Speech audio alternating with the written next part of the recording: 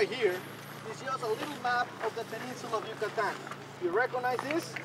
This is the three states, Quintana Roo, Yucatan, Campeche, and this is the Gulf of Mexico. Is that right? So we're gonna mention where we came. We came from Cancun, which is in the north of Quintana Roo state, and Chichén Itzá is in the center of Yucatan state. 228 kilometers, and that's why we take 2 hours and 30 minutes just to get here. And that's why we have to wake you up so early, okay? Now, we're gonna start with the background of the city of Chichén Itzá, right here. And the background, and those guys are moving already. Guys, take 10 minutes.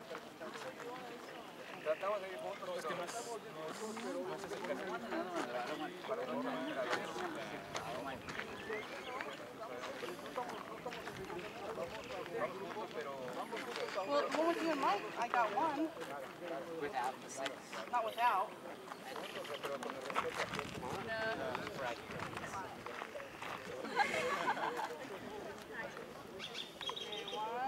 2.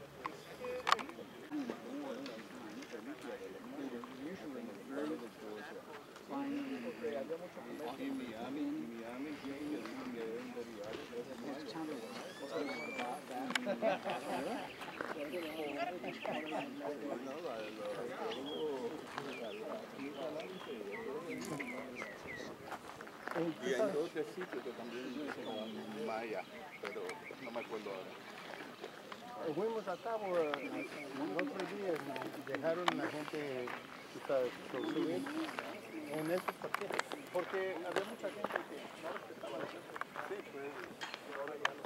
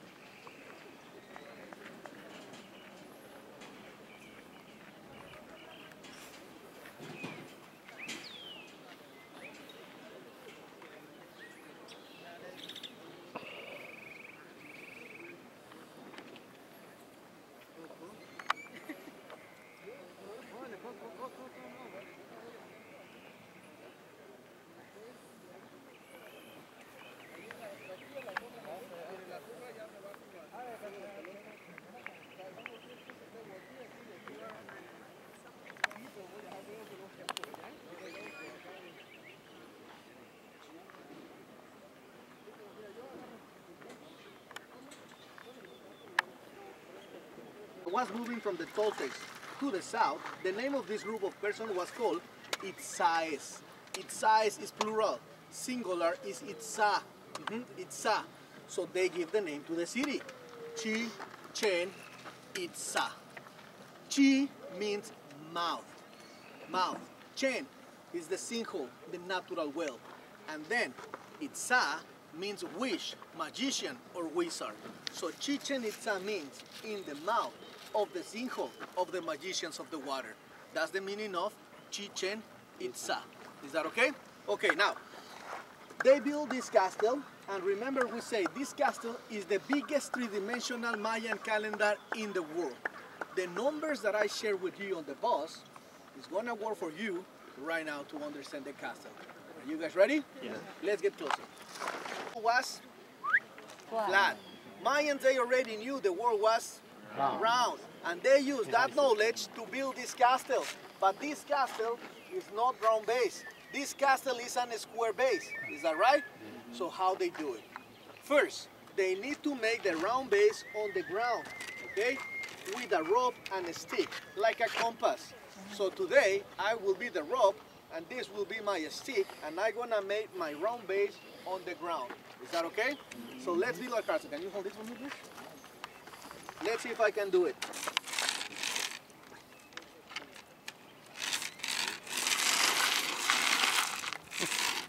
Okay? Wow. Very good. I'm a Mayan descendant. When the Spanish get here, they bring their religion. Is that right? And there is one principal symbol in that religion. That is the cross. The surprise for the Spanish is that the Mayans already worship the cross. For the Mayans, it's nothing Christian. For the Mayan, it's just the 4 cardinal points and the 4 elements. So on the center, I'm gonna mark my cardinal points. The north, the south, the east, and the west. I have my 4 points. People say this castle is orientated to the cardinal points. It's not. This castle is orientated to the equinox. That's why it works as a watch every 6 months. So that means I have to wait on the equinox days to mark the specific points. That is going to be sunrise and sunset. 21st of March, 21st of September, second equinox, sunrise and sunset. And now I have my 4 points to start with a square base. All I have to do is just line my points.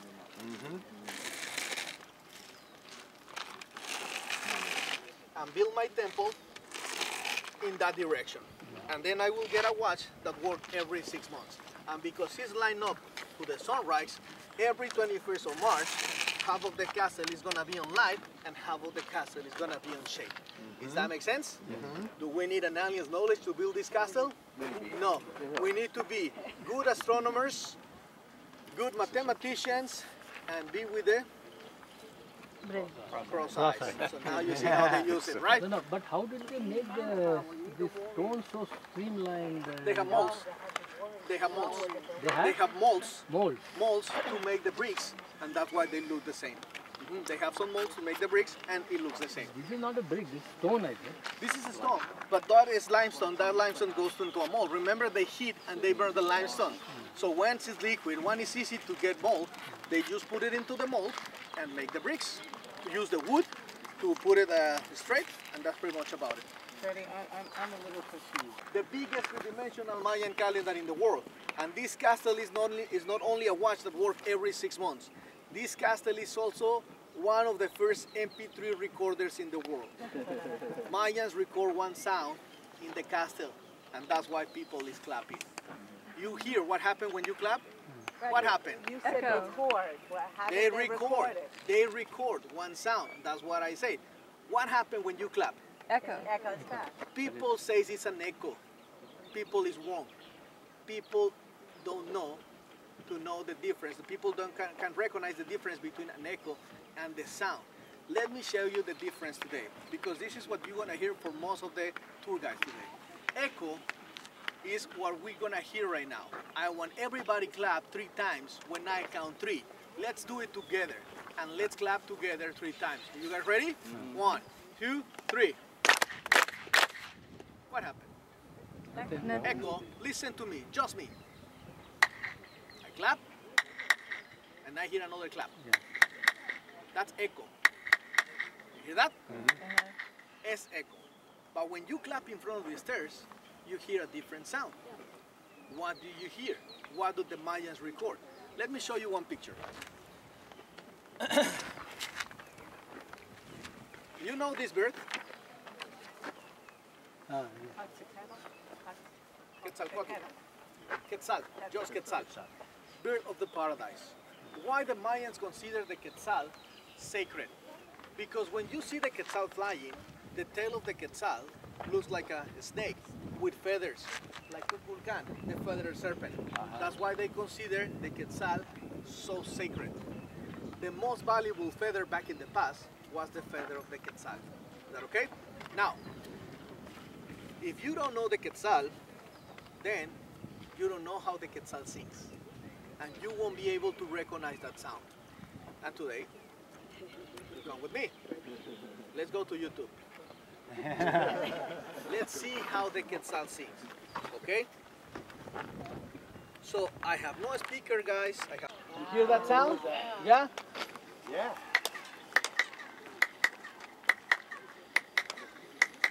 You hear that sound? Yeah. What is that sound? In the center, right here, the temple. Is that right? Then we have 91 steps for each side. pretty much like this. This is going to be my representation of the castle of Kukulkan right here. So what happened when we clap right here on the corner? Echo. What happened when we clap on the stairs? The Quetzal. Why? When you clap right here, sounds bounce through the steps until get to the temple. And the position of the temples inside make a distortion of the sound. This is not an echo. This is a distortion of the sound. Now you see the difference? When you people tell you, is the echo? Move. And when he cannot move, then the priest took a heavy stone and break their backs in order that he can run away, he can move, or he can feel no any pain. When your dorsal spinal is break, you don't feel nothing. That was the anesthesia back in the past. So when he can move, then the priest took an obsidian knife and make an incision under the ribs.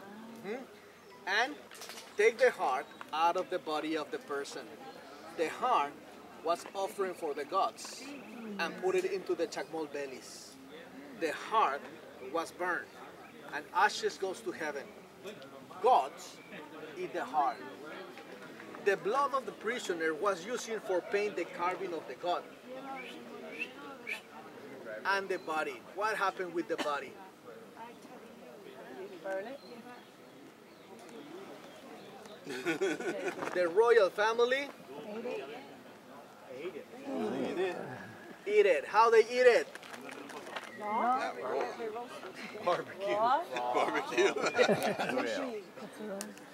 Taquitos, burritos, chimichangas, quesadillas. No, Nothing's changed. they eat it raw. And the purpose of eating the body raw is for the royal family indicate that they were in so high class level that they were able to share food with gods. Does that make sense? Thank you, Edgar. You have 5 seconds to run. If we catch you with sacrifice. Move. And when he cannot move, then the priest took a heavy stone and break their backs in order that he can run away, he can move, or he can feel no any pain. When your dorsal spinal is break, you don't feel nothing. That was the anesthesia back in the past. So when he can move, then the priest took an obsidian knife and make an incision under the ribs. And take the heart out of the body of the person. The heart was offering for the gods and put it into the chacmol bellies. The heart was burned and ashes goes to heaven. Gods eat the heart. The blood of the prisoner was used for paint the carving of the god. And the body. What happened with the body? Burn it. The royal family eat it. How they eat it? Barbecue. Barbecue. Taquitos, burritos, chimichangas, quesadillas. No, Nothing's changed. they eat it raw.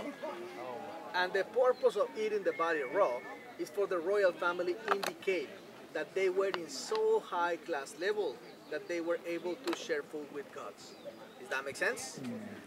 Thank you, Edgar. You have 5 seconds to run. If we catch you with sacrifice.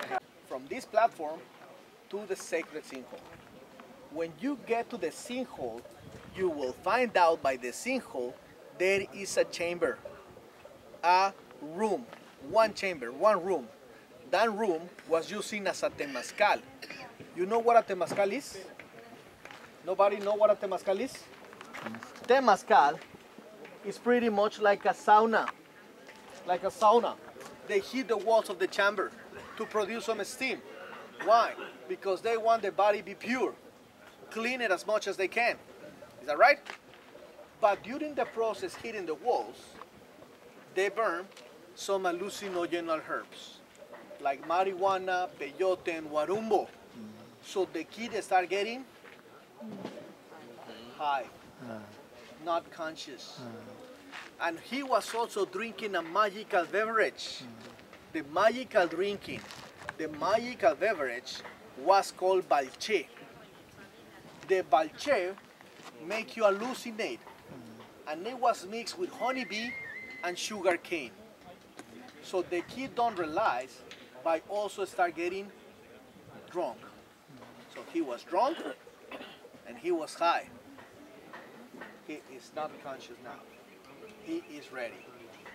When he was ready, they took the kid out of the chamber and dressed the kid with a special coat with many precious stones.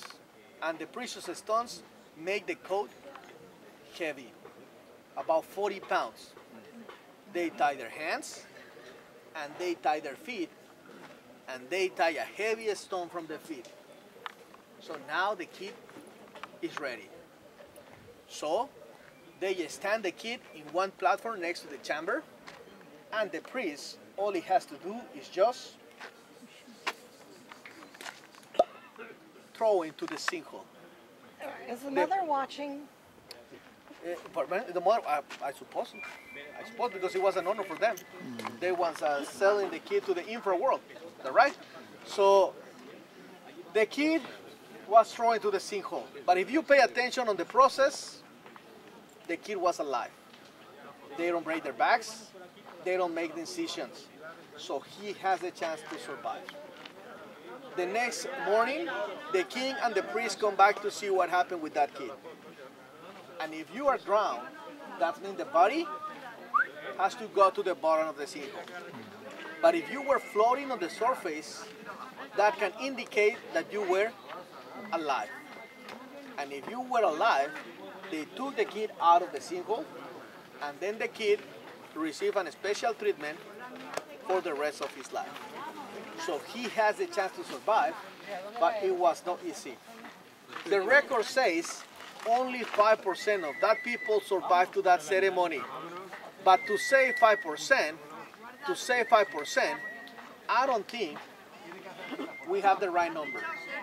Because in order to say 5%, we need one number. But we only have the numbers from the Spanish to our time.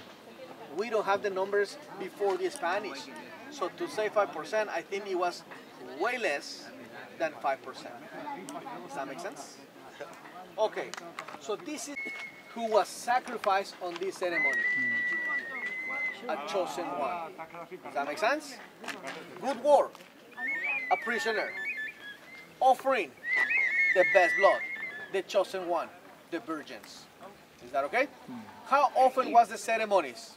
The good war at the beginning of every battle. Okay, when they start a new fight, asking for victory.